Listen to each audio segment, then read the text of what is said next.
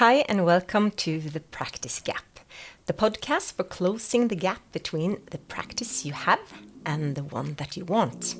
I'm Elizabeth, a chiropractor, a business owner, coach and entrepreneur on a mission to help you move from frustration and overwhelm to clarity, focus and joy in practice. Hi, Eilif Harloff, and welcome back to the studio. Thank you very much. You have been, you were elected to be part of the Norwegian Chiropractic Association board. Is that so? Yeah, that's right. Congratulations on that. Thank you very much. I think our future are in good hands now that Thank we're you. here. I hope so. Going into this position, do you have what are your top 3 things you want to achieve? Yeah. That's interesting. I think one of the most important things is that we need to keep doing what we're doing, because I think there are politicians and people that want to make us join with other professions, both academically or in the health system in Norway. We have a government now which don't like too much private health. They want everything to be public, and so I think we really need to make sure that we keep on having the same rights as we've had. Mm-hmm. It's maybe a bit sort of pessimistic thought, but I think at these times it's really necessary to sort of keep a guard on what we have. Of course, we need to expand and have more, but now at this time, I think it's really important to be sure that we have what we have and keep on having what we have of rights in Norway. We have come a long way with chiropractic in Norway because we have a strong association, and we've had a lot of people working hard for our professions. We're probably one of the countries in the world that have a lot of rights for chiropractors. So I hope we can keep on having what we have and of course expand, but we have really to take care of what we have. And how do you were saying that a lot of the politicians may want us to kind of just be part of one group. How do we stay distinct and separate and still be part of it all? Yeah, that's a hard question to ask, but our profession have had strong leaders all along, and I think we need to be aware that patients feel that we're doing something else than other people doing. Maybe that's a bit egoistic, but at the same time I think we hear that all along, that like we talked about, we touch people, we see them, we respect them, we use time with them, and a lot of our health system don't do that, particularly if you go to a hospital or people try, but the system sort of kills some of it with that they don't have time or they don't have the resources. And so I think we need to be sure that we have the handcraft, as we talked about earlier also, to be sure that we touch people with our hands and keep on doing that, because like we've seen into physiotherapists now, they've stopped having massage as a part of their education, which I think is really bad, because when you learn how to massage a person, then you also learn how to touch the person, and you feel the joints, you feel the ligaments, the muscles. Do you know the reason why they've taken it out? I'm not sure, but I think maybe they scientifically cannot prove that massage helps like back pain or a bad shoulder or something like that. I mean, there are numerous studies that shows that touching people is good for our health in many ways, both physically and mentally. So if you see generally, I think it's very important that people are being touched. Oxytocin and all of this as well. So I find it really strange. But physiotherapy is going in the direction where a lot has to do with training and being well doing training, which is good. But some passive treatment also is very important for patients. I think we have a huge role to play there. And waves are coming and waves are going, and I think I'm really sure that touching people in some kind of way with our hands is going to stay for many 100 years more. Yeah. So we need to be aware of keeping that in our profession as well, that we don't sort of water out with just doing exercise or just doing advice, because a lot of our patients come to us because we touch them with our hands and treat them with our hands. And And that's, as you said on an earlier podcast, it's like chiropractic by hands. Yeah. Even though science shows that, exercise is important and sleep is important and diet and all of this has a huge part for everybody in their life to be touched. And also with the lives that we are living more and more, especially like you can work remote, you can talk with your friends on SMS and playing, or you can hang out with friends playing video games. So the touch in general and the closeness is kind of shifting in the society, because I think more and more people are getting more and more lonely, disconnected from other people and finding meaninglessness in their life. So probably touch should be, there should be much more touching. Yeah, definitely. I think that the adjustment is one thing, but also we know how to. There are some studies showing that you need to find out where the patient hurts, and you need to touch that area so they know that you know where they have pain, because then they really respect you and they feel that you understand their problem and things like that. So there are different mechanisms working when people have pain, and I think one of them is that you need to touch where they have pain. I have so many clients coming in like with a knee, and they say, I have an MRI and it shows this and this, and I said, have somebody examined your knee? No, but I have an MRI. Yes, okay, let's check the knee, and you find, is this a tender spot? Yeah, is this a tender spot? Yeah. How can you find them? Yeah, well, I didn't look to the MRI. I just used my hands, and then you start treating the knee, and magic happens. Even though they do a lot of exercise, still you probably need to do something with the knee physically as well. So keep a hold on what we already have. What are other wishes you have for the profession for the future? I think we need to get into new arenas. So maybe we need more politicians in chiropractic, so they can, because we see in Norway particularly that if you have politicians in the right places, then you can get things done. I think we should be in hospitals. I think we should be in Olympiatoppen. I think we should have chiropractors all over the health system in Norway. We are a very cheap profession in that way, that our treatment is doing by our hands. There's no medication. There's no expensive surgery, and it's a cheap option for keeping people healthy. And studies also show that. So I think we should be in all arenas basically. And if we are in elderly homes, and if we're in hospitals, if we are in sports clinics, then we need a lot of more chiropractors. Yeah, so we need more chiropractors. Definitely. Basically. Definitely. Yeah. What else for the future? That was 2 things. What else for the future? The future is so bright, I have to wear shades. Isn't that what I say? I think that, yeah, in that the was... Blues Brothers? Oh, yeah.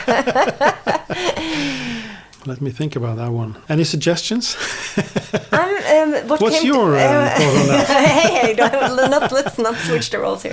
I actually thought about one of the topics that actually all of the other people I've had on this podcast, the chiropractors, they talk a lot about how important it is for the new people and the interns coming back to, or the start of their career, how important it is to take care of the interns. And the place you end up, it kind of really, really shapes how your vision of chiropractic in the future is.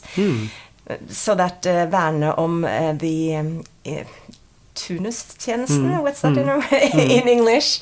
The internship period. The internship, because that's been a big part. I don't know if they have it even in other countries around the world. Yeah, to work on that, maybe make it even better, and also help the chiropractors who have interns to become better teacher and to help the chiropractors become even better, that they have a better start. I have been in the committee for like almost 5 years now for the interns or the students coming back, and that's a very good point. A lot of them are struggling, and some of them are struggling because of the college didn't take care of them too much. Some of them are struggling because of their own beliefs, and some are struggling because they're coming to a clinic which maybe not taking too much care of them. So I think in Norway we probably have one of the best system, but still like it could be better. And a lot of countries don't have this system at all. But I think it's very important, and it really starts with the colleges, I think, because when we see changes like we saw in COVID, they didn't see many patients. They did get too much hands-on, and when they come out of college, they haven't had that experience that they should have. So we had to change the whole regime, that we needed more practice for them. And I also think we need to be a part of shaping the colleges of how they should be. And if we one day get a chiropractic study in Norway, which we have been working really hard for and hopefully get one day, then we need to be sure that is shaped toward making good chiropractors, both academically, but also that they can use their hands and do the craftsmanship that we want them to do.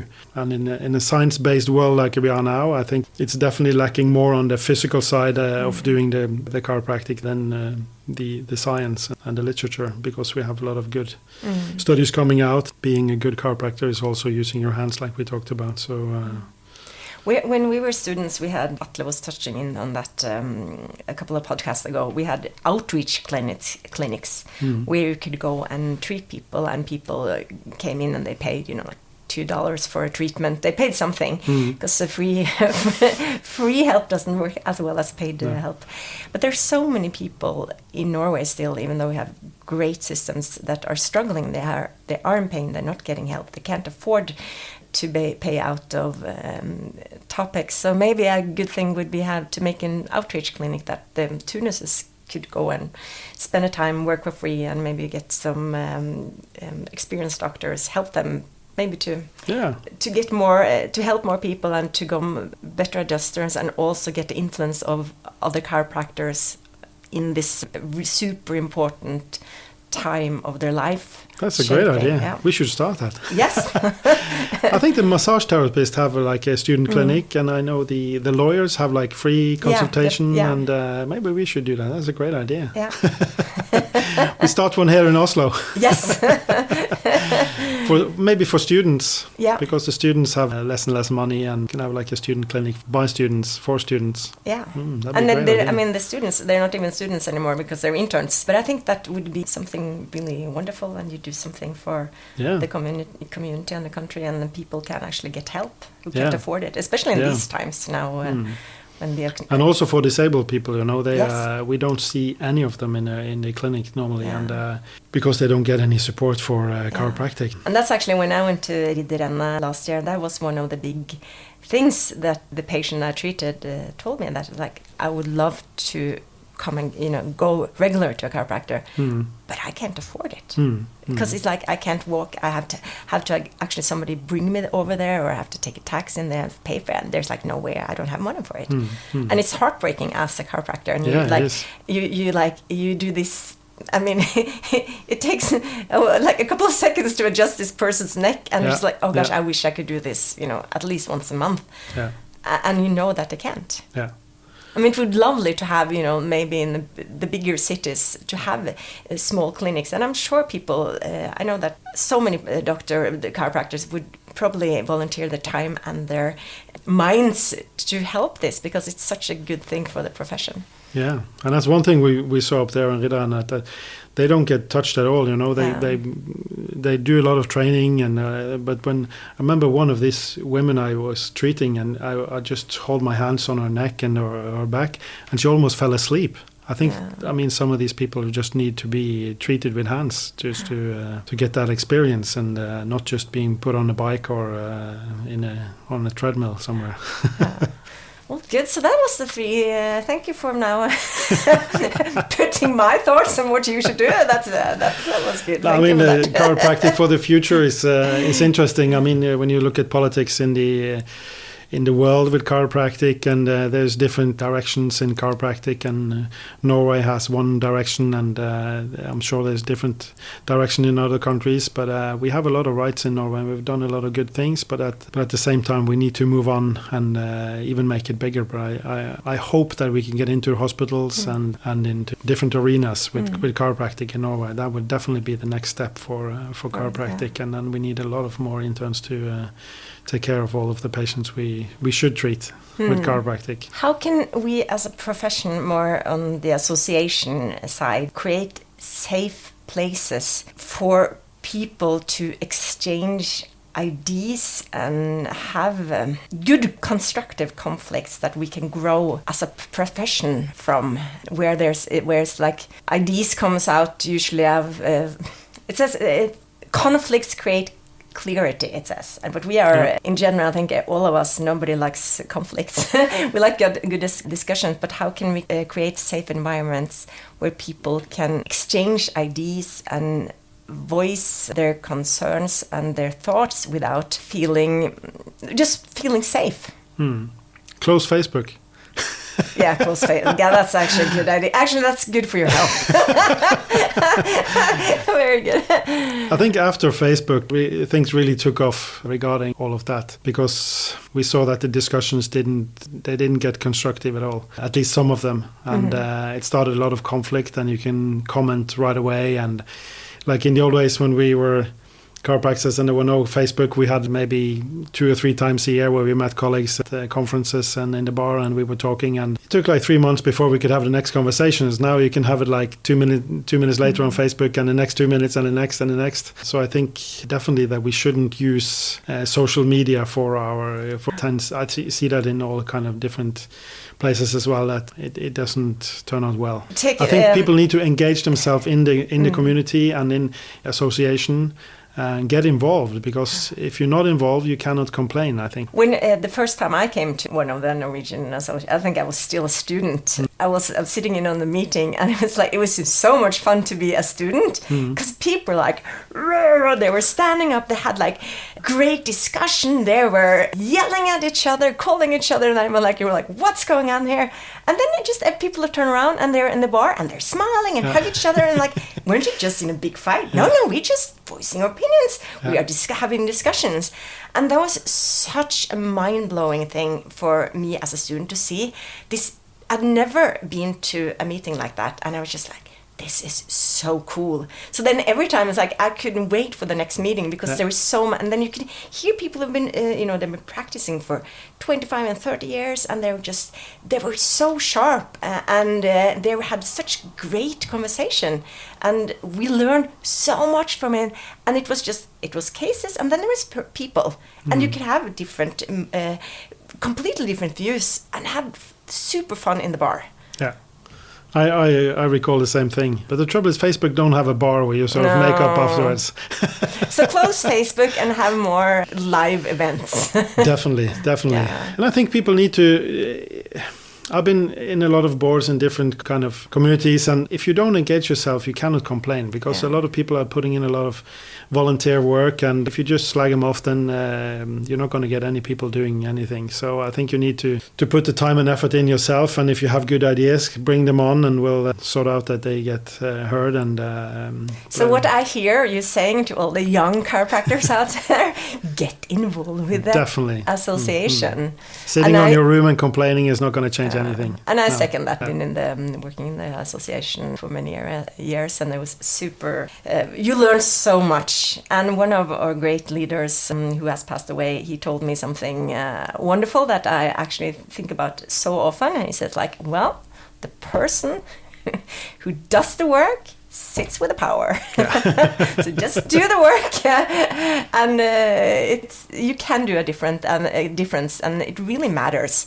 And you can go into association really with the burning will to do something, to create something, and as long as you have good reasons behind it, it's tons of possibilities. But you have to dare to stand up for yourself and to be part of it. Even some of the last years, we've had some young chiropractors putting a lot of energy into the association, and it's super fun to see that they have a lot of energy and want to do something, and that they don't get too tired with working and have energy for just working politically as well. I think we should have more politicians as well, at maybe chiropractors who are sort of don't like practice or cannot practice, that they can go into the politics, and because politics is, I don't like too much politics, but it's really important to get things done. And if we have people speaking our voice, then it's easier to get things done. And how can we educate? How can we, as a profession, help educate people to go into politics? I don't know, really. I think some people are more sort of chosen into being politicians than others. Like we have a lot of good scientists now in chiropractic. We have people doing PhDs, and maybe some of them are also interested in politics. And I don't know, but I'm pretty sure that some people like politics, and you see them on social media and other writing articles and things like that. So I'm sure there are some people that are burning for that as well. But I think it's sometimes politicians are. I don't know. I don't know. If you are seeing the true north or the same goal, it's really easy to work towards something, because it's like when you have the focus. What is the focus now of the one thing that we should be focusing on as a profession right now, that the one thing that everyone can agree upon, that just, like, let's get together and move toward this one thing? That's an interesting question. I think that we need to, again, like we talked on one of the podcasts, you need to look at yourself first. So I think we need to agree on that we don't agree on anything, but we need to respect each other. So I think if we as a group respect each other and treat each other well, and we will find the right goal to go to. But now I think it's been a time where we have been sort of throwing bags at each other instead of going somewhere, trying to go somewhere together. So I think we just need to stop and focus and say we want to go together, even though we're not have the same ideas about everything. But we need to respect each other more, and we need to just stand together.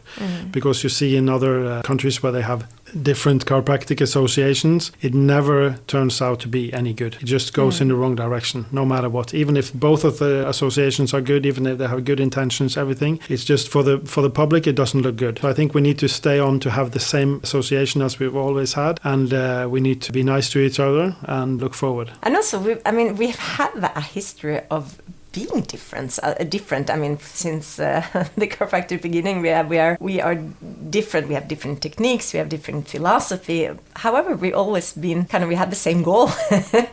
So we shouldn't be so afraid for our differences, because we are so much the same, and we are still so distinctly different from very many other practitioners. I'm thinking the same thing as you, just to respect each other more. So we can build each other up, and then we can make great things happen. Yeah. And keep on doing that. Yeah. I think 99.9% of chiropractors is a chiropractor because they really want to help people, and in some kind of way. That's a common thing we all have. And if we just grow on that, then we can grow on helping people all over Norway and the world. And when we lift each other up, then we can become better together with our differences. I was lucky one time. We invited Sid Williams to. He was the president of Life College and probably the founder as well. And he was the one crazy chiropractor. And we invited him to ACC for a talk, and was lucky enough to have dinner with him. And he's a charismatic, fantastic guy. And he said to me, just the two of us, and he said, we had this study in Life College about chiropractic and back pain, and it didn't show too much about that we could help back pain. So just be nice to your patients. He said. So sometimes I think about that, you just be nice to your patients. Just be a nice person. And at the same time with association, just be nice to each other. It goes a long way. He's probably one of the most famous chiropractors in the world. So. Yeah. That's cool. I can picture that. And also I think we have a really fun history. It's super interesting, and it's a cool history. And it would also be nice to see how we can incorporate that also, so we don't forget.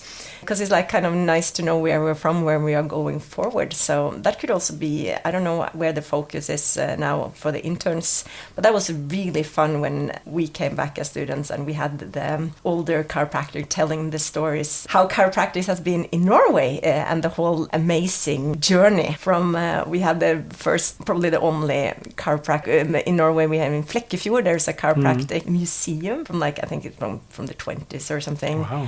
I didn't know that. Oh, it's so cool. I've been there several times. It's amazing. So we have this really, really cool history. And it's kind of disappearing, because I don't know how many people who write down the wonderful stories from the elder chiropractor. So that's actually that's a wish for me to. Yeah. Could you do something with that, please? They presented quite a lot in the 100-year anniversary. So there is a guy or some guys who have been working on this, but maybe more of the even more fun stories. I think there is a lot in the new office of the association. There's a library, so you can sit down there and read everything. And I'm sure some people have put down some of the history, but because the history creates also a nice identity, that you're part of something definitely bigger than yourself, and a part of this amazing group of people who've gone before you, and it gives you this really good sense of proudness of your profession, that you're super proud to all these people gone before. I've talked to this woman who's been practicing for so many years. She's going to be our guest on in the spring, and just talking to her about the history how things were when she came back. And it's just so interesting. And it makes me super proud of these amazing people who have gone before us. So I just hope we don't lose. People are put to jail, because of what they did. It's crazy. Yeah. And it's amazing. It's very cool. So that's one wish from me. Another wish from me to you. Yeah. I'll look it up. Yeah. Get into it. Get into it. Well, thank you, Eilif Harloff. I am looking forward to have you on the board of the association. Thank you very much. I'll do my best. Yes, I'm sure you will. And just put all this wonderful... Be nice to me. Yeah, I will be super nice. I will buy a beer in the bar also. And I know that you are a doer, which we need. We need people who don't just talk, do. So that's really cool. And we need to have focus. That is a good thing you have too. And you have this heart that it's been wonderful to be interviewed because you can feel you have a huge heart for chiropractic and for your patients and for our future. And I think that's going to be great for our profession because we need to be nice to each other. We need big hearts. And there's all these amazing possibilities for us while using our hands and connect them to the mind and the heart. Thank you very much. Thank you for the opportunity to speak.